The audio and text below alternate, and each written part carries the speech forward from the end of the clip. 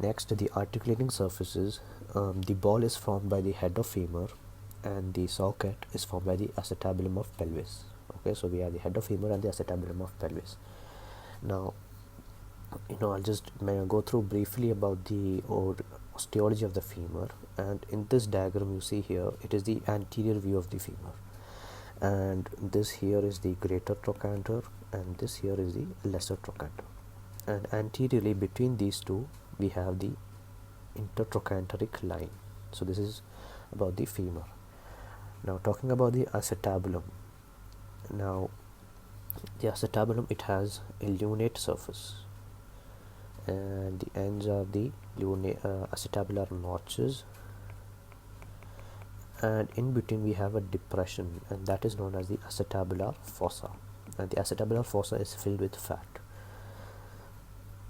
So you can see in this diagram the lunate surface and the acetabular fossa, which is filled with fat. Then let's move on and talk about the ligaments of the hip joint. So number one, we have the capsular ligament. Then the next three, we can remember it by remembering the parts of the pelvis bone, and we have the iliofemoral ligament, the ischiofemoral ligament, and the pubofemoral ligament. Okay, next we have three ligaments, and these are related to the head of femur and the acetabulum, and these are the transverse acetabular ligament, the acetabular labrum, and the round ligament of head of femur. So we'll talk about these ligaments in brief. Now talking about the bursa, in total we have 7 bursa. Okay, and 4 of these are present under the gluteus maximus, 1 under the gluteus medius, 1 under the minimus, and 1 under the psoas tendon. So you just need to know what all movements are present, and what are the muscles producing these movements. So the important movements are flexion, extension, abduction, medial rotation, and lateral rotation. Okay, now I'll help you to by heart this. Okay, now the flexion is produced by the muscles that pass in front of the hip joint, and in front of the hip joint we have the femoral triangle. So the flexion is produced by muscles in the femoral triangle, and the 2 important ones are the psoas major and the iliacus, and the lesser important ones are the sartorius, the rectus femoris, and the pectineus. Just try to remember the chief muscles.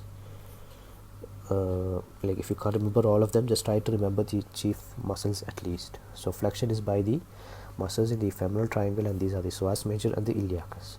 And extension, if you remember, the gluteus maximus is the chief extensor of hip joint, and the muscle aiding in extension is the hamstring muscles. Then the abduction is by the chief abductors, and these are the medius and minimus. And talking with respect to the medius and minimus, these are also the chief adductors of the hip joint. Okay, the chief medial rotators of the hip joint. So remember the gluteus, minimus, and medius. These are the chief abductors and the chief medial rotators. Okay, then adduction is basically by the muscles in the medial compartment of thigh, and these are the adductor longus, adductor brevis, and the adductor magnus. And medial rotation we've discussed, it is by the gluteus minimus and medius, and the tensor fasciae latae helps in it. And lateral rotation is basically by the muscles, the smaller muscles under cover of gluteus maximus, that is the piriformis, the obturator externus, the obturator internus, the gemellate, and the quadratus femoris. So remember, the lateral rotation is brought by the muscles under cover of gluteus maximus.